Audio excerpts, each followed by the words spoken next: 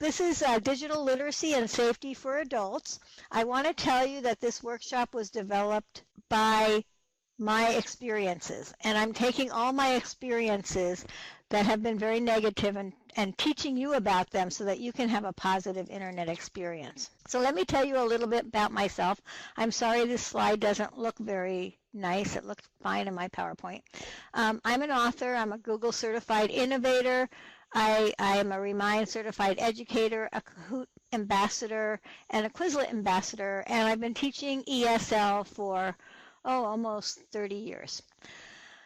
I'm passionate about teaching, and I'm passionate about using the internet, and so every time I have found myself in a situation that I've been compromised in, I've learned how to fix it, and that's what I'm here to share with you today. So the first thing we're going to do is look at some vocabulary words. So let us know what you know about these words. We have farming, smishing, spamming, and phishing. Go ahead and give a little vote there about whether you're familiar with these terms or not. So it looks like a lot of people are familiar with phishing and spamming, but not so with smishing and farming. So that's good. Okay, we'll be reviewing all of those. Penny says that's a lot of ishing.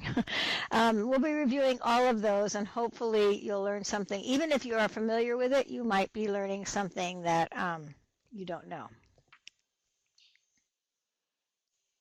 So from here, I'm going to share my computer screen. I know that you're familiar with the word spam, and I know you know what the spam is, but actually the reason why spam, we call it spamming, is because of a Monty Python YouTube video, which we're not going to be able to see here, but I'm going to take you to it. I recommend that you watch this video on your own. It's not only is it humorous and funny, but it will also show you exactly why we use the word spam, because this word for the internet came from this particular episode of Monty Python, and that will be put in the somewhere for you to look at in the archive. So spamming is when you get unwanted internet messages from email, and this used to be the biggest problem on the internet. Now it's like a really small problem. Almost all email programs now have spam folders where they automatically put spam messages in. So this has become less of a problem.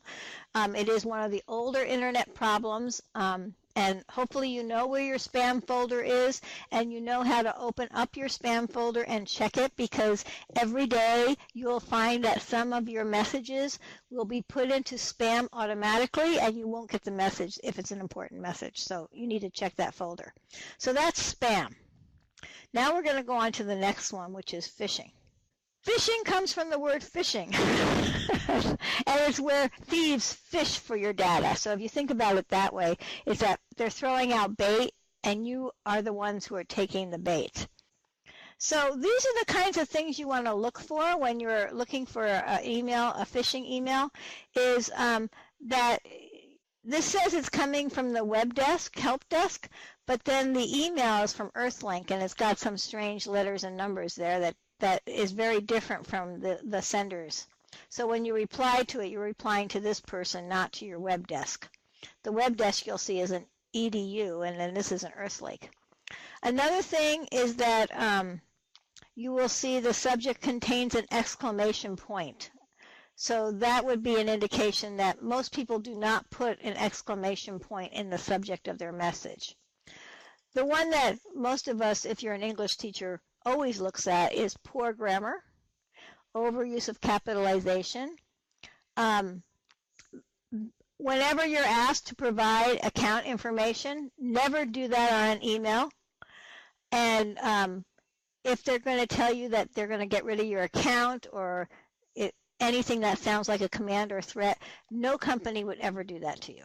So if it sounds like a threat, it's probably phishing. So you don't want to reply to this email, because if this is your bait, and if you reply to this email, you will then be compromised. And then oftentimes you'll see an odd-looking signature or footer and no contact information. So these are the kinds of things that you want to look for that indicate that you're being phished. and you are bait. Okay, so phishing is they send out bait, you get the bait. One of the things that you need to remember is you should never give out your bank details, passwords, or email via email. I don't care who you think you're writing to. Nobody should ever ask you for that information via email. And the most important thing is never believe that you have received enormous wealth or that a good friend of yours is traveling and out of money, because that is not the way you would find out this information. So all of that is going to be a phishing. All right, we're going to go on to farming now. And farming is, of course, taken from the word farming. And this is where you automatically are redirected to another website without your knowledge. And this is a little bit harder to fix because with phishing, they're sending out bait and you have to take the bait. But with farming, you're being redirected sometimes without even your knowledge. So let me take you to a farming example. Now, this isn't the greatest one, but this was an email from UPS. I assumed. And it said here, there was a parcel sent to your home address. So I'm going to think of a few things. Number one, most likely I didn't have a parcel. These don't ever come when you actually have something coming. And then it says, more information and the tracking number are attached in document below. And I have been the victim of this where I don't think, and I just click on the link because I think that there really is some more information in the tracking number. This is when you are going to get redirected to another website. And once you have done that, you're done for. So really, before you click on any attachment in an email, think very carefully on what you are doing. And think if something is possible, it's not yours. If it's possible, it's something you haven't done, don't do it. Yeah, the other day, and I don't have this email to share with you, I got an email from iTunes that said I had spent $44 on Netflix. And then it said, if you don't agree with this, click on the attachment below. And I had to stop and think about it. I didn't click on it, but I was going to.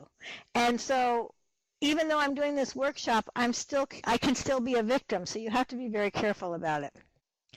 So you want to make sure to protect yourself. You want to check the URL before inputting your personal information.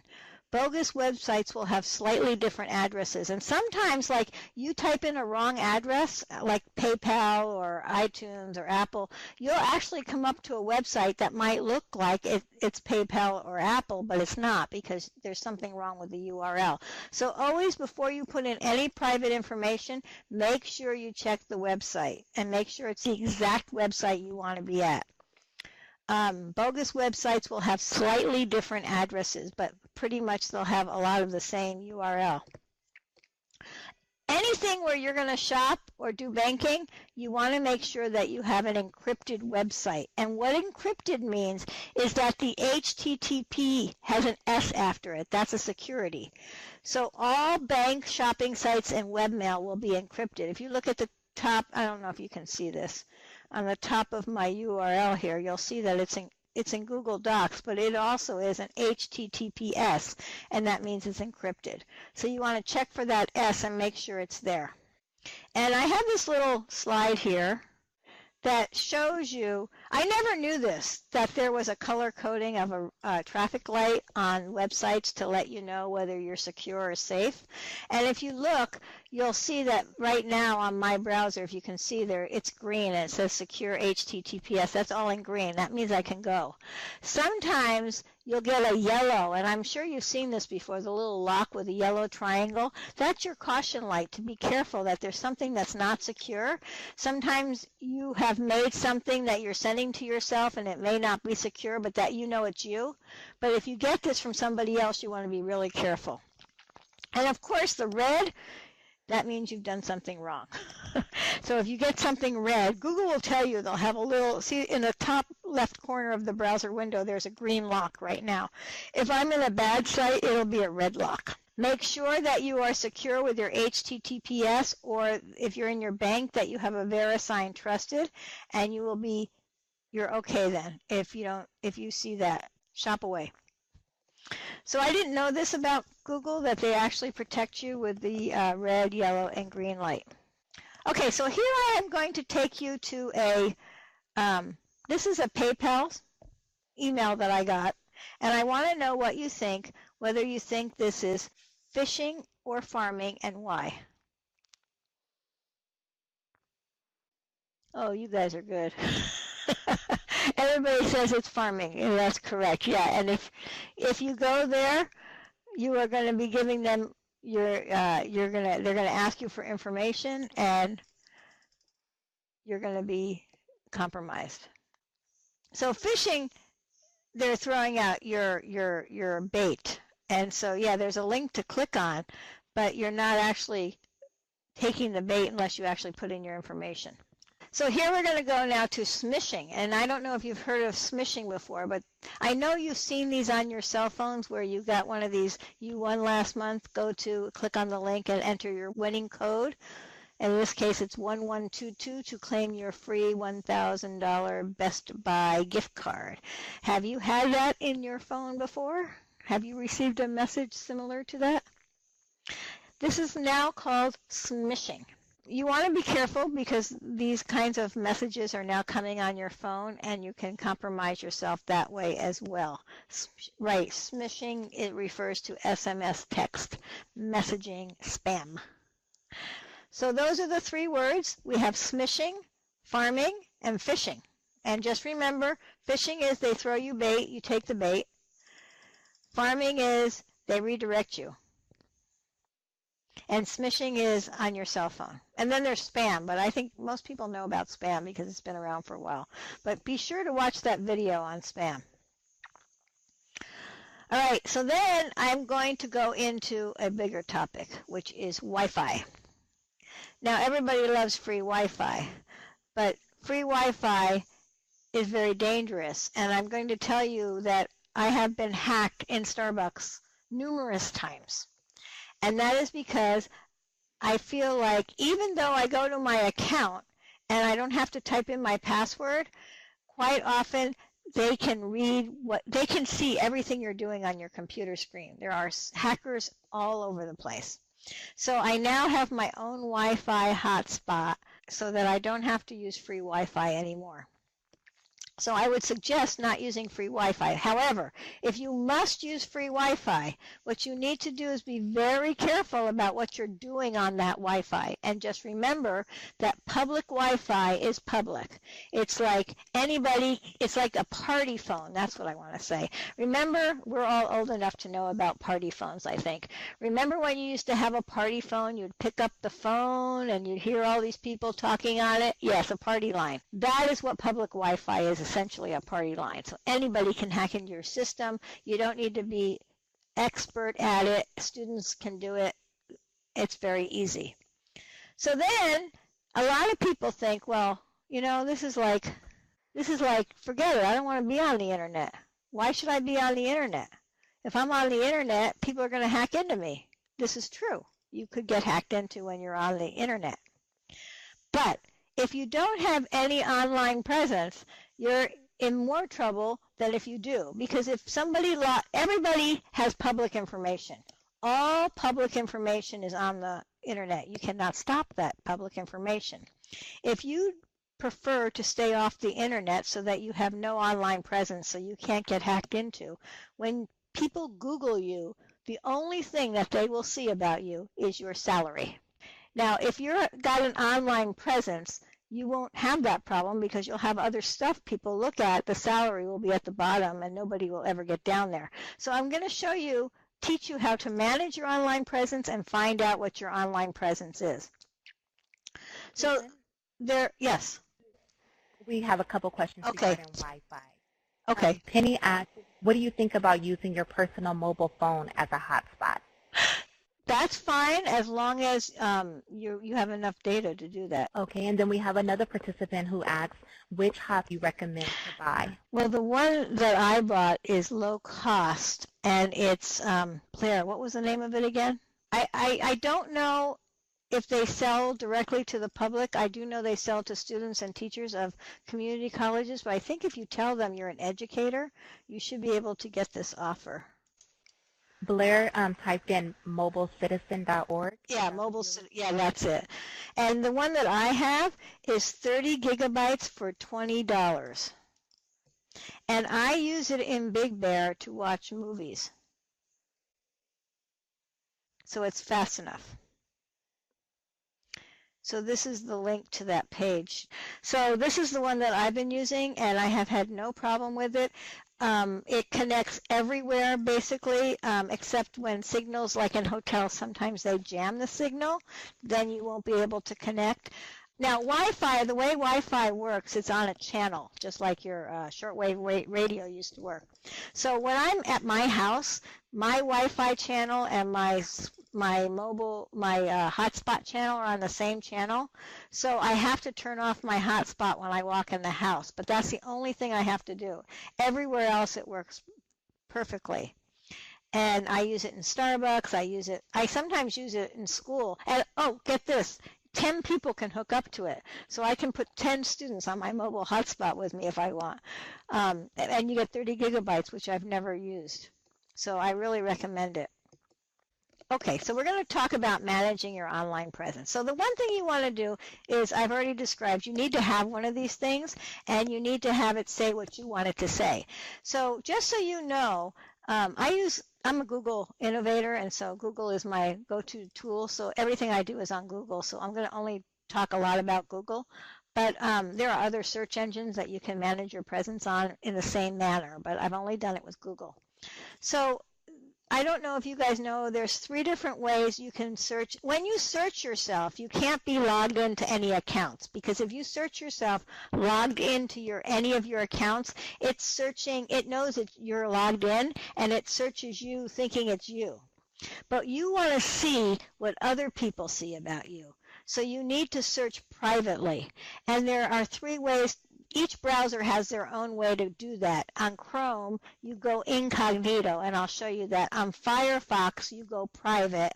And I cannot show you this one because I'm not on a Windows machine, but on Edge, you go in a new private window. Okay, you go more and new private window. But let me show you. Here's the Google. And let me go to a new web page here. And we're going to go over here to the hamburger,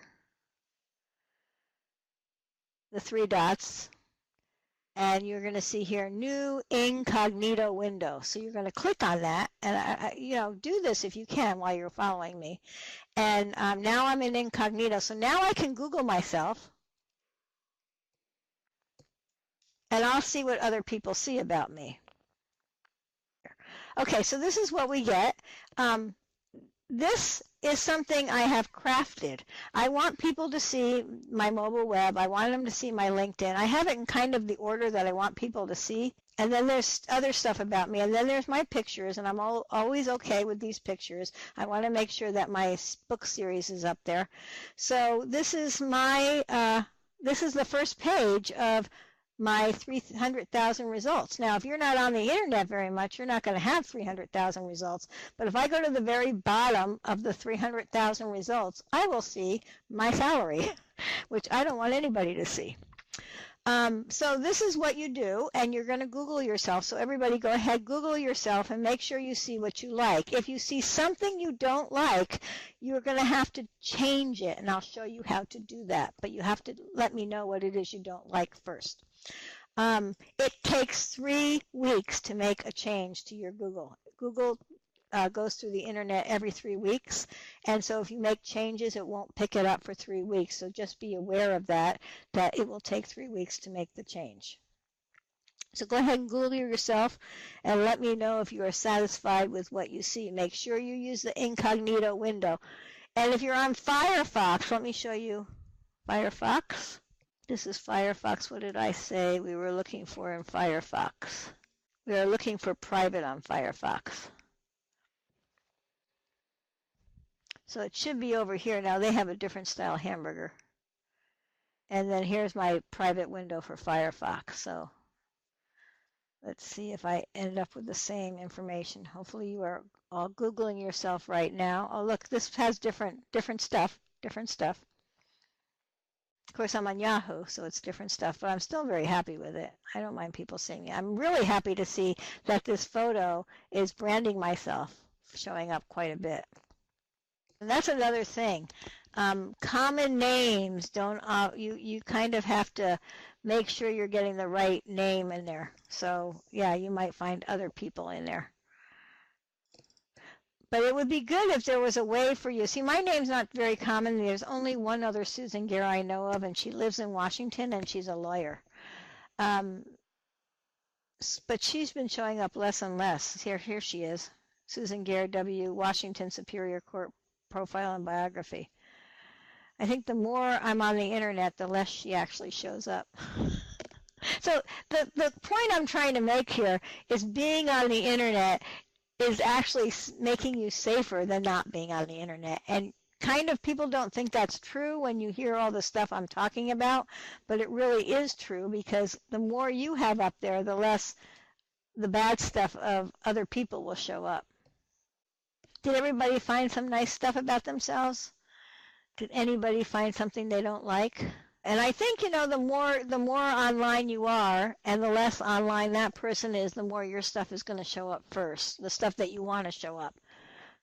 So I would recommend that you check your presence like every month and see that it has what you want. One day I was doing this, I was checking my presence, and I found out that my website was hacked. But you might want to be online more, and then more of you will show up. So the more you're online, the more likely your stuff is going to be the one that shows up.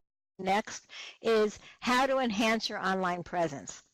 So I got this from the book from Guy Kawasaki, who, by the way, also owns Canva.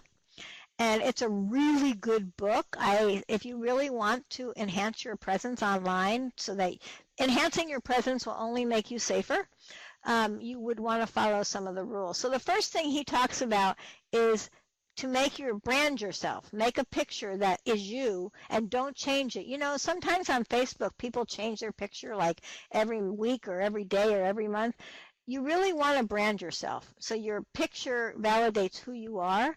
So you should use a picture, a professional picture of you, or a animated picture of you that looks professional, and that should be a picture that you use all the time.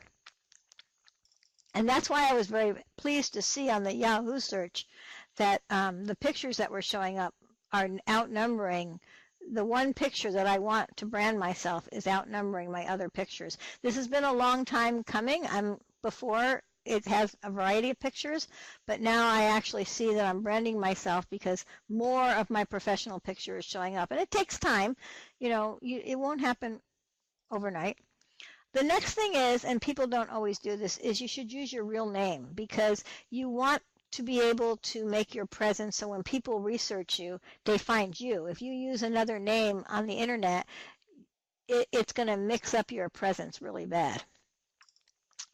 And the last thing is, you want to have, even if you don't have a website or a blog, you need to have an About Me page. And this is a page that will show up on the internet that will tell about who you are. And they're very easy to make. He said it takes 15 minutes. Maybe it took me 20 minutes. Let me show you this. I made this just to show you that it's very easy to do. I did this on Wix.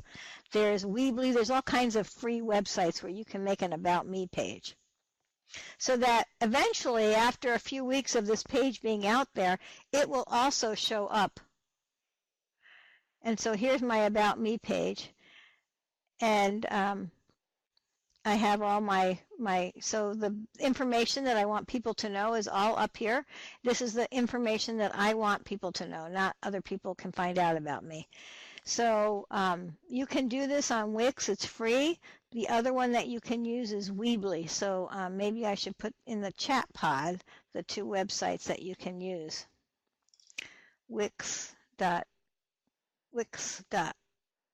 Wix.com? And Weebly.com. Both of those are free and easy to use. You can also use Google Sites. And make an About Me page. So this is my About Me page. Took 20 minutes because I added photos and such. I think, and you can put in your LinkedIn, your Facebook, everything can be there so that you can find. I think in a few weeks you're going to see this popping up when you do a search for me. So yeah, I would recommend doing that. Okay. So go ahead and get your About Me page and put it somewhere. The other thing is, he says, you need to tell your story. And an image is the best way to tell a story about who you are. And of course, because he owns Canva, that's what he's advertising. But there are lots of, Canva is very easy to use. The URL for that is canva.com. And it will allow you to make a cover image that will tell your story. And what story you want to tell about who you are and what you do, that's the story you have to tell. And you want to be consistent, use the same image, and brand yourself. That's any questions about that? I would really recommend that book if you're wanting to get into more social media. This is something I learned recently. If you're using the Chrome browser, it's very possible that you are saving your passwords. If you get onto your website or your email without putting in your password or your username, it's very possible that you're saving your passwords in the Chrome browser. Here we go. Okay, so what happened to us is I used Bronca's computer and I logged into my Gmail account. And for whatever reason, somehow our accounts got merged. And this is one of the most dangerous things that has ever happened to me and Bronca, and this is why I'm sharing this with you. You cannot see it here because we have not, if you click this little I, you will see her passwords. Now, I had all her passwords. I don't know whose Chase account this was, but you can see our accounts are like mixed together. This is a lot of breakup, but here I am. So actually what happened is our two accounts got totally merged, and then we were able to see each other's passwords for everything. And all we had to do was click this I, and all of those dots turned into passwords. So I am going to show you what you need to do not to have this happen, because thank goodness it was a good friend of mine, because it was like it was the scariest thing that's happened to me in a long time. So number one thing that you don't want to do is you don't want to save your passwords. So I have a screenshot here for you. So what you want to do is, and you should probably do this right now, follow along with me and go ahead and do this. You want to go to passwords.google.com. And as you can see, every single time I have to log on to my account because I'm not saving anything anymore. I'll talk about that in a minute. And then after I log on here, I have to go to my cell phone. This is called two-step verification. This is the way to protect yourself. So I have to have not only my account information, but I also have to have my phone to get logged on. And this is for all my accounts. Now, as you can see, I have the smart lock for passwords turned off, and I have the auto sign-in turned off. I really recommend that you do this because this was what will save you. So again, it's passwords.google.com. Go there and turn those things off. And just remember that you're going to have to sign in every single time. And although it takes time to do that, it is the safer way for you to do it as long as you're not on public Wi-Fi. So you want to make sure that your smart lock is turned off, that your auto sign-in is turned off, and this should be empty where it says save passwords. Right, a long list under never save passwords is a good thing. But under save passwords, you don't want to have anything. So you can see how clean mine is right now. And even though my list under never save passwords isn't long, it's because I keep cleaning. I go here now. So I have a monthly maintenance process that I go through, and one of my monthly things that I do now is I go into here every month to check to make sure that I'm clean. This is called being clean. And I would suggest that you fix that right now while we're talking about it. Okay, then I'm going to move into, and I think some of you may already know about this, when you sign on to Google, many times you might forget to sign off. or you may have gone into a computer and found somebody else's Google account on the computer that you're using. That's because the person forgot to sign out.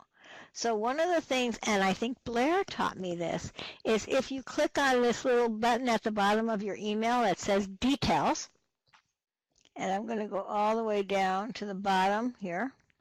See this word that says Details. So I click on Details, and this will give you the option to sign out of all your other web sessions except for the one that you're currently in. And not only that, it will show you where you are signed in and how you were signed in and what time you were signed in and how many minutes ago you were signed in. So you can see that I'm into Firefox, Chrome, and all of this is today, so I'm pretty good. But I still would click on this sign out all other web sessions. And now I signed out of everyone except for the one I'm in. You still need to log out of the one you're in, but at least you're signed out of everything. And sometimes, before I knew about this, I would see that I was signed into computers at work, I was signed into my office, I was signed into the library, I forget to sign out, signed in at a local computer somewhere. It was terrible. So just, you can go here and you can sign out of everything all at once, and now I'm all signed out and clean.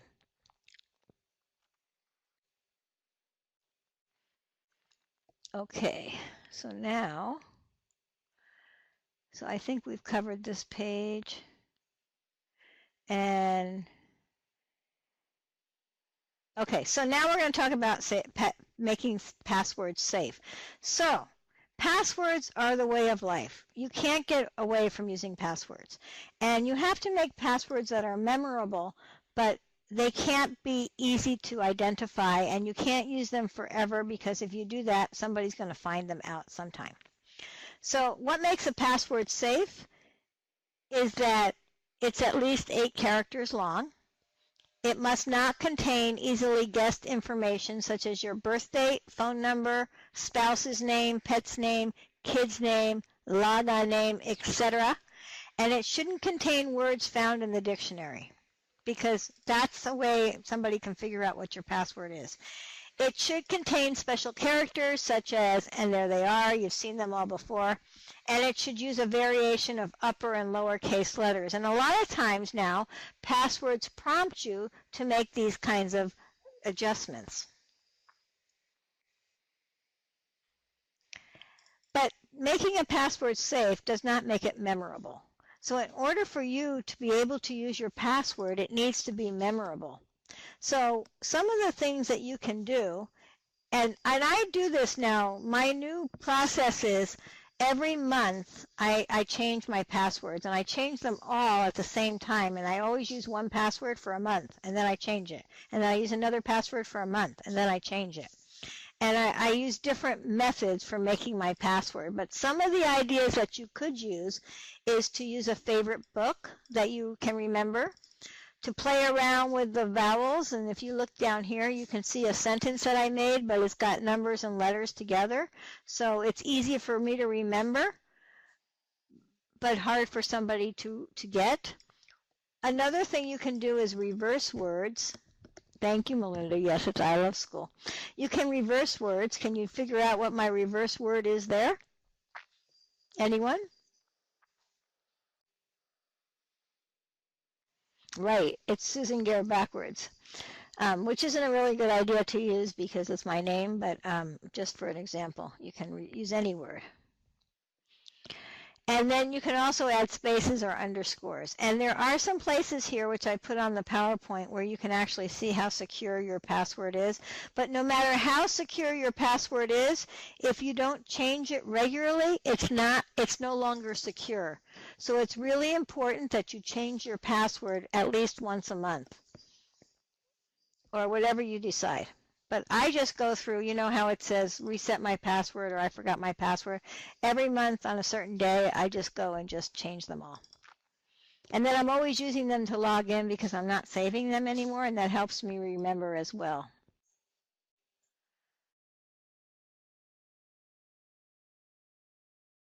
All right, so this is my phone. And we are now going to work on, I want to talk to you about the settings on your phone. Now, can you tell me whether you guys have an Android phone or an iPhone? iPhone, Android. Because what I think I'm going to do is show you both, because you will have students who will have one or the other phones. So I'm going to go through the settings and show you some of the things that you want to fix on your phone so that your phone can be as safe and secure as possible. So let me go into my settings first. I'll do the iPhone next, okay, because I've already got this phone hooked up. Susan, Yes? Melinda asks, are tablets the same settings as phones? Well, we will find out because I don't have an iPhone. I only have a tablet. This is the settings of your phone, which is really good to know about. And you can always do your more button, but I don't do that very often. So here, I'm going to show you just what you have here. The first thing to look at is about your phone. People don't always know what kinds of information they have about their phone. This will tell you your what kind of model you have. If you're going to ask for support on your phone, you need this, what version of Android you have. That's really important, what system version you have. And you also want to know your build number. That is what they will need in troubleshooting when you want to get help on your phone. So this is good to know, this information about your phone, and it's always here in the About Your Phone, which is generally at the very bottom of your phone. The other thing that's important to understand about is your battery. So if you go to your battery, you get a whole bunch of information about your battery here. You can see how many hours you have. I have 2 hours left without charging it. It's 61% charged. My battery saver is off. I can turn it on automatically. And then you can see what percentage of my apps are using my battery on my phone. So like my screen is taking up 27%. So if I wanted to turn that down, I could turn the brightness down on my screen here. And that would help me save some battery life. I'm looking for, oh, here's my brightness. Probably if I turn this down, you will not see it as well, but it should definitely eventually change my settings here. So you can see what's taking up a lot of your battery and how long your battery is going to be left. And I can see that I have 2 hours left on this charge if I use it. So that's always good to know. Now let me turn the brightness back up so we can see it. So here I'm just going to turn the brightness back up and go back to the settings. And then we're going to do this on the iPhone in just a moment. If you have an Android, I hope you're following along. Here you can see how much memory you have in your phone and how much you're used. If you click on that, it'll show you that I use a lot of my memory. It's not my hard space. I have 268 megabytes free, so I'm regularly deleting apps on my phone because you can also see which apps are taking up your memory here. So I can see that the OS takes up some. I have Fitbit, doesn't take up very much. But these are the different apps, so I can see which app I would need to get rid of when I have to. And then there's all these things that you can't get rid of. So that's always good to know too. And memory is not the same as storage space, just to remember that. Okay, now we're going to go into this personal area because this is where you're most liable to be in trouble. So I have my location right now set on. If I have my location on and I take a picture right now, it is going to save that location information on my picture. And when I post my picture, that location information is going to go on that picture. Also right now, because my location is on and I've allowed this, people who are on Facebook can see where I am, Google can see where I am, Maps people can see where I am. So if I turn this off, then nobody can see where I am. But you also will need, if you're going to use your GPS, you have to have your locations turned on for maps.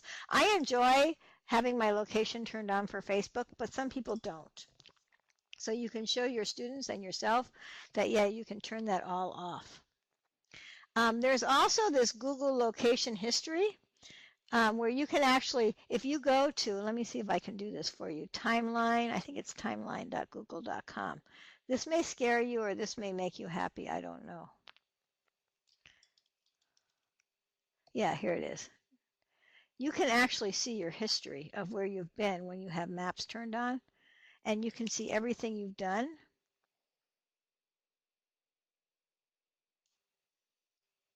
Let's see if it's going to take me there. It's Google timeline. Yeah, I'm not finding the link, but you'll have to do a Google search for Google timeline. I'll put it in the chat box there. But let me go back to my phone.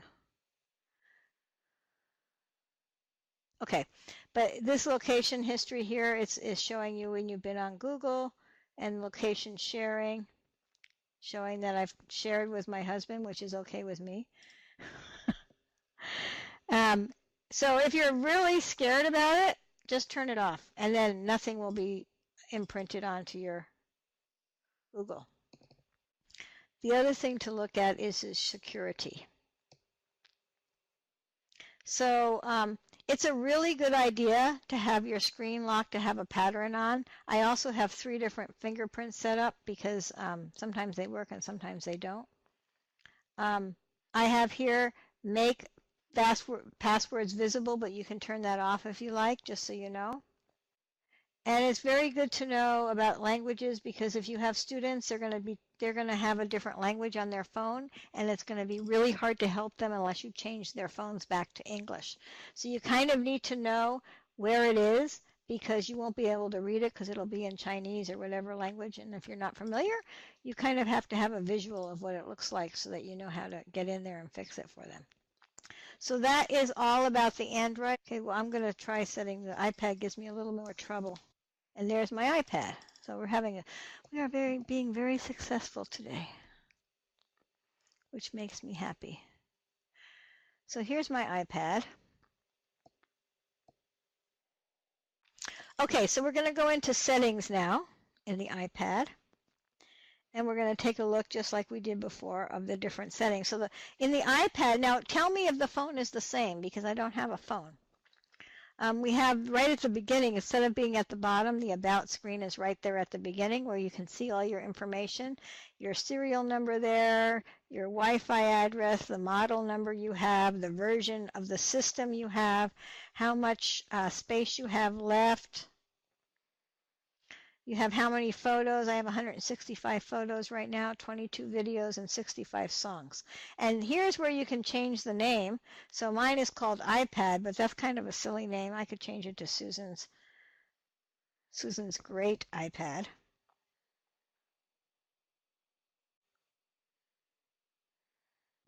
It's always nice to have a unique name. So you can change the name there. Now it's changed. So that's under your general. Then you have your brightness and display, where you can turn your brightness down, which I notice is not changing on the computer screen, but it is changing on my iPad. I have my auto brightness and true tone set. I don't know if you have that on the phone. Then they have this thing called night shift. I don't know what that is, but I don't use it. And then you can change your text size and make it larger if you like, or smaller if you are young, but I generally put it on larger now. And you can make your text bold if you want, or not. I'm not restarting my iPad. Okay, so then we're going to go into the general settings. And we're going to look at the battery. Let's find the battery here. Oh, the battery's here, sorry. Once again, you get all kinds of information about your battery. You can see I have my battery percentage, and you can see that my battery is really low right now, so I'm going to need to plug this in pretty soon, because my battery is down at 11%. And you can see your usage. And then they have the privacy. And this is where you can turn on and off your location services. So once again, if you don't want people to know where you are and you don't want your photos encrypted, turn off your location services. Then when you want to use your iPad, you can, or your maps, you can just turn it on for maps. It'll ask you, you need to have location services turned on, and they'll turn it on. Then you can set your location services. So if I'm using the App Store, location services are on, but when I'm on Twitter, you can see it's never on. So when I'm looking for the weather, I always have it on because I figure if I'm looking for weather, I want to know where I am. But for Twitter, I never have it on. And for Google Maps, I always have it on. So you can actually set settings so that it can be on never. I should change that. Maps needs to be on. And it's only used when it turns it off automatically for you.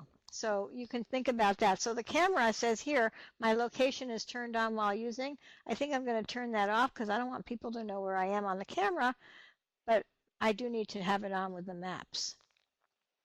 So this is really useful stuff to keep your iPad neat and clean. Here's your notifications. This is the things that pop up on your screen. You can turn those off so that nothing will interrupt your browsing pleasure by turning off all your notifications. And I think that's it as far as the iPad.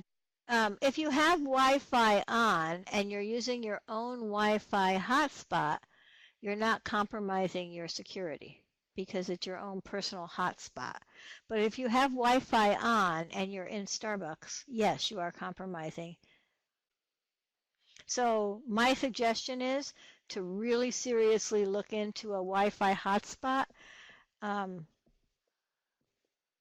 It makes me feel very comfortable.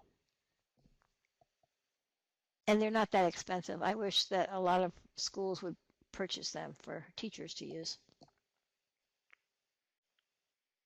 As stuff changes, this workshop will also change as well because the security issues come up. There are things that happen all the time that are different. So it's always good to be checking in with this workshop and to make sure that you keep your settings on the right spot.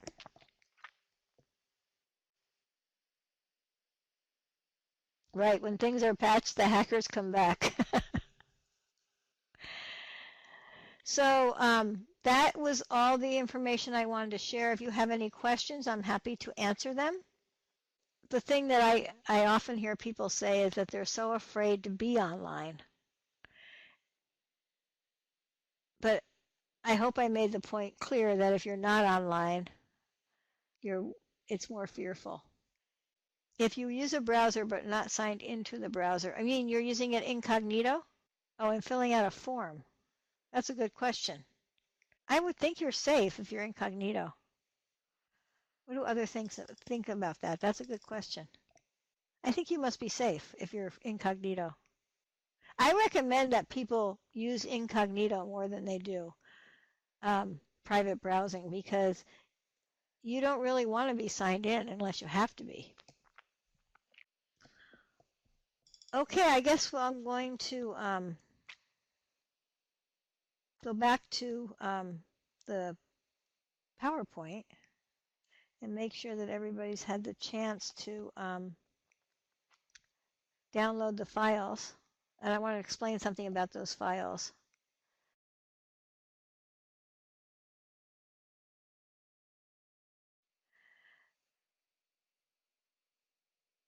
Okay, so let me show you what I have here for you. The PowerPoint that I developed is here. I have a whole list of digital literacy resources. Oh, I should probably go over those. Let me show you those resources.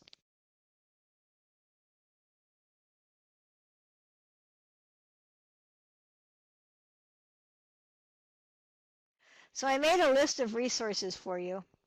And all the links to all of the books that I showed you. And, oh, one of the things I didn't show you is how to add apps to your home screen. I'll show you that before we leave. And then my contact information so that you can contact me at any time. And let me show you, though, how to add apps. And this is true for both Android and iPhone. Let me just go to the Android real quick. So to add an app, this is really useful if you have students and you want them to go on to your, if you want them to go to the internet. So here I'm going to go somewhere, let's say, I'll go to an app that I want my students, like Edpuzzle. We'll go there.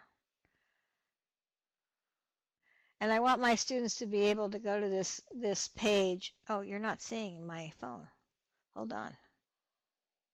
So anyhow, to hit your home screen, what you're going to do is you're going to click on the hamburger over here, and then you're going to see Add to Home Screen. You're going to click on that, and then you're going to call it, give it a name. Ed, oh, sorry, I rotated my phone. Edpuzzle for Students. And I'm going to add it. And now when I go back, you're going to see here there's a little button that says Edpuzzle. I click on it and it's going to open up the link. So the students have like they make their own app on the phone this way using a web link. And the same thing is for iPad.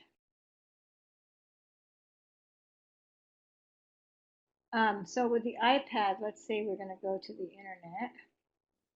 We'll go to Safari and we want to go to Edpuzzle. I'm looking for the little share button. Right here, there's a, right here, that is where you go for the iPad, which is not as intuitive as I would like. And there you will see the Add to Home Screen button. I'm going to do that. And again, you can add to the name, whatever you want. You can change the name. This would also work if you want students to have a website, like you make them a web page. Then you can have them pull up the assignment right like that. It makes a little app. And so there you are. Apps, easy to make apps. And the other thing that is really good here is Mr. McDuff. I don't know if you are aware of Mr. McDuff. He was the dog that we had for DARE and drugs and all that stuff. And now he's doing Mind What You Do Online. And he has a kid version and an adult version. So the manual that I've given you there is the adult version. It's quite a hefty manual. It's a PDF. It's quite a few pages. So read it at your leisure. I'm happy to see the adult one because we also need internet safety and literacy. Okay, Susan, I'm not seeing any more questions. I'm not seeing any more questions in the chat.